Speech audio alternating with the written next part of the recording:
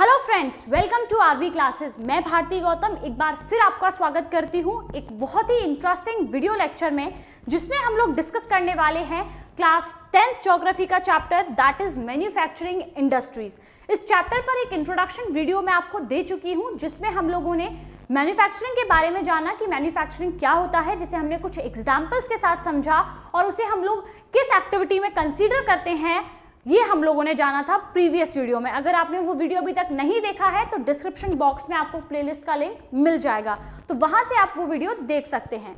आज के वीडियो में हम लोग क्या डिस्कस करने वाले हैं वो मैं आपको बता देती हूँ। आज हम लोग डिस्कस करेंगे इंपॉर्टेंस ऑफ मैन्युफैक्चरिंग। एक्चुअली हम जो है मैन्युफैक्चरिंग इंडस्ट्रीज को इकोनॉमिक डेवलपमेंट की बैकबोन बोलते हैं कि हमारा देश, हमारे देश की इकोनॉमी वो जो है किस पर डिपेंड करती है, मैन्युफैक्चरिंग पर डिपेंड करती है। आपके लिए आपके एग्जाम में ये डायरेक्ट क्वेश्चन बन सकता है कि what is the importance of manufacturing. तो आपके लिए एक बहुत सीधा सा सवाल बन गया जिसका आंसर आप बहुत इजीली लिख सकते हो, लेकिन आपके एग्जामिनर को अगर कुछ घुमा फिरा के पूछना होगा तो वो क्वेश्चन को कैसे पूछेंगे। तो आपका क्वेश्चन वहां पर बन सकता है कि why manufacturing industries are called the backbone of the economic development of the country.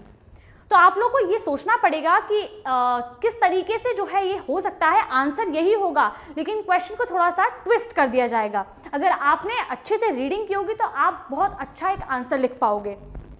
आज इन पॉइंटर्स के साथ हम लोग डिस्कस करने वाले हैं इस पॉइंट को।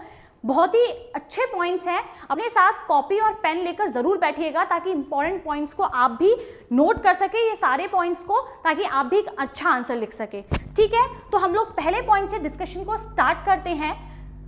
Manufacturing industries help in modernising agriculture which form the backbone of our economy.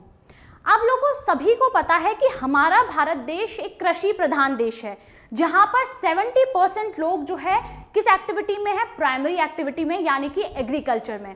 ज्यादातर लोग जो है वो ये काम करते हैं। हमारे देश की इकोनॉमी इस चीज पर काफी ज्यादा डिपेंड भी करती है, लेकिन फिर भी मैन्युफैक्चरिंग इंडस्ट्री जो है इस चीज के लिए बहुत इंपॉर्टेंट रोल प्ले करती है। मैंने आपके लिए एक अलग से टॉपिक भी रखा है, लेकिन यहाँ पर एक छोटा सा इंट्रोडक्शन दे देती हूँ मैं आपको इस चीज का कि एग्रीकल्चर को मॉडर्नाइज करने में मैन्युफैक्चरिंग इंडस्ट्रीज का बहुत बड़ा हाथ है, जिससे कि हम लोग कम टाइम में ज्यादा प्रोडक्शन कर पाते हैं। प्रोडक्शन ज्यादा होता है तो इनकम को भी हम ज्यादा जनरेट कर पाते हैं, जो कि हमारे देश के इकोनॉमिक डेवलपमेंट के लिए बहुत ज्यादा जरूरी है। ठीक है, आई होप आपको ये पहला पॉइंट क्लियर हो गया हो। इसको हम डिटेल में जो है हमने जो आगे टॉपिक बनाया हुआ है उसमें जरूर डिस्कस करेंगे। दूसरा जो पॉइंट है वो है हमारा manufacturing also reduces the heavy dependence of people on agriculture income. कैसे? By providing them jobs in secondary and tertiary sector. आपको सभी को पता है कि प्राइमरी एक्टिविटीज में एग्रीकल्चर होता है, लेकिन मैन्युफैक्चरिंग इंडस्ट्रीज जो है एक अलग सेक्टर बनाती हैं, जिससे लोगों की जो एग्रीकल्चर पर डिपेंडेंसी है वो खत्म होती है और लोग दूसरे सेक्टर की तरफ काम करने के लिए बढ़ते हैं।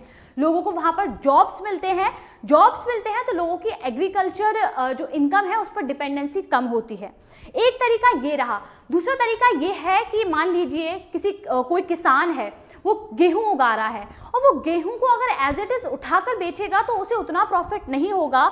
अगर वो उसे मैन्युफैक्चर करता है, उसको प्रोसेस करता है और उससे जो है कुकीज़ बनाए, बिस्किट बनाए, टोस्ट बनाए, ब्रेड बनाए, उसे अगर सेल करेगा तो उससे उसे ज़्यादा प्रॉफिट होगा। तो उसकी इनकम जो है, एग्रीकल्चर इनकम, वो बढ़ेगी और वो बढ़ेगी तो उससे ज़्यादा प्रॉफिट होगा, और प्रॉफिट ज़्यादा होगा तो वो भी हमारे देश की इकोनॉमी के लिए बहुत अच्छा रहेगा। ठीक है, आई होप आपको ये दूसरा वाला पॉइंट भी बहुत अच्छे से समझ में आया हो।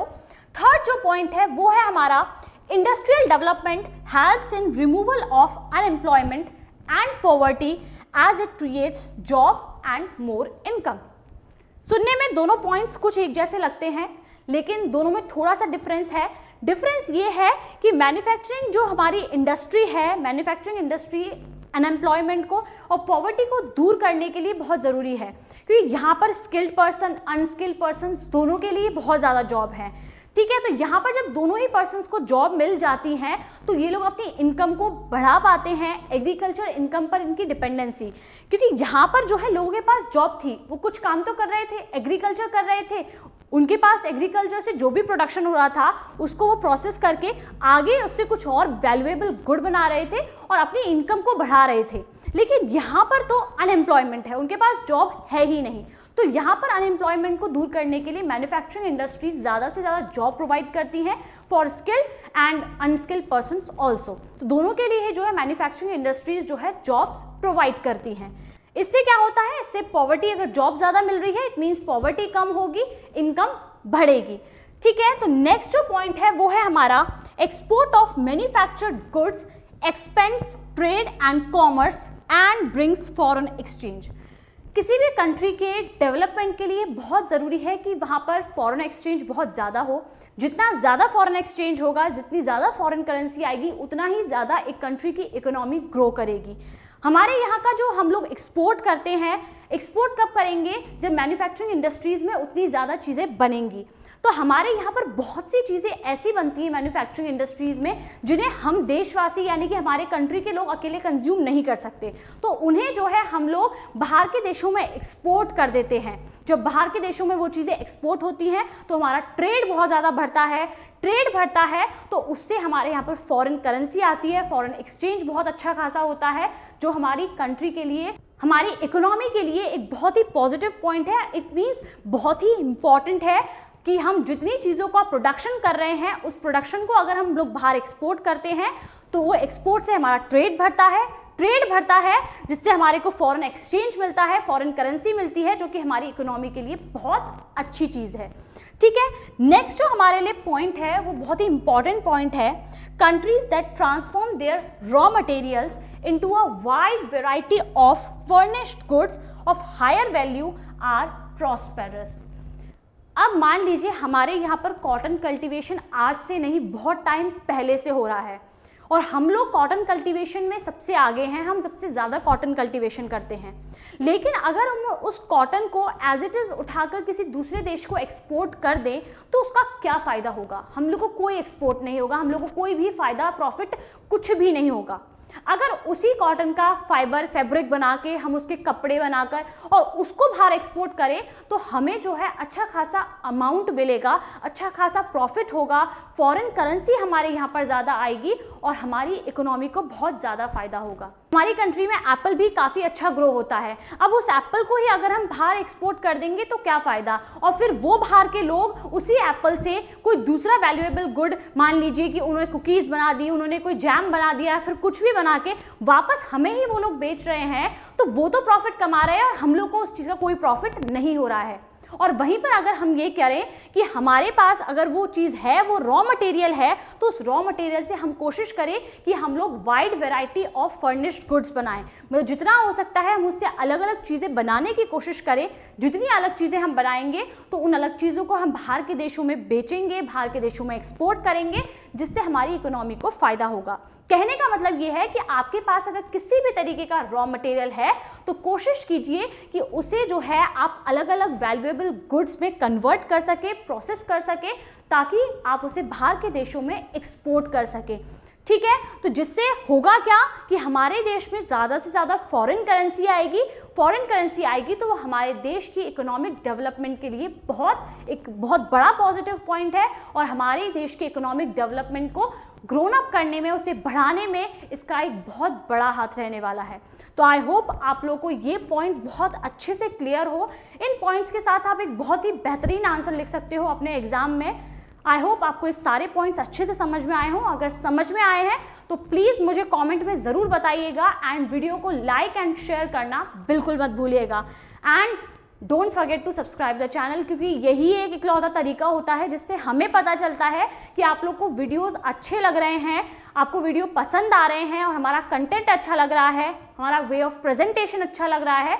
सो प्लीज़ लाइक ज़रूर करिएगा। और आप लोगों के लिए एक बहुत ही इंपॉर्टेंट अनाउंसमेंट मेरे पास है और वो है अनअकैडमी का एक नया ऑफर जो आप लोगों के लिए बहुत ही अच्छा है। ये है स्पेशली क्लास 10th के स्टूडेंट्स के लिए। अनअकैडमी की तरफ से अगर आप लोग 3 मंथ्स का सब्सक्रिप्शन खरीदते हो क्लास 10 स्टूडेंट्स, तो आपको 10% ऑफ मिलेगा एंड प्लस एडिशनल 1 मंथ का सब्सक्रिप्शन बिल्कुल फ्री मिलेगा, यानी कि 3 महीने के पैसे देने हैं उसमें भी आपको ऑफ मिलेगा 10%, और उसके बाद भी एडिशनल आपको 1 मंथ का सब्सक्रिप्शन फ्री मिलेगा। यहाँ पर जो है आप लोग मेरा कोड भी यूज कर सकते हो, that is my name Bharti G10। ये कोड आप यूज करोगे तो आपको 10% और भी ऑफ मिलेगा। सो इससे अच्छा ऑफर आपको दूसरा नहीं मिलने वाला है। 28 फरवरी यानी कि ज़्यादा टाइम आप लोगों के पास नहीं है, कुछ घंटों का टाइम और बचा है। जल्दी से जाइए, इस ऑफर को यूज़ करिए, और क्योंकि आपको सब्सक्रिप्शन परचेज करना ही है तो 1-2 दिन का वेट क्या करना, इतना अच्छा ऑफर है तो इस ऑफर को यूज़ करिए एंड अपना सब्सक्रिप्शन जो है आप परचेज कीजिए। ऑफर क्लास 10th के स्टूडेंट्स के लिए है, ध्यान रखिएगा। मिलते हैं नेक्स्ट वीडियो में, तब तक के लिए अपना ध्यान रखिए, अच्छे से पढ़ाई करिए। Thank you very much everyone, bye bye.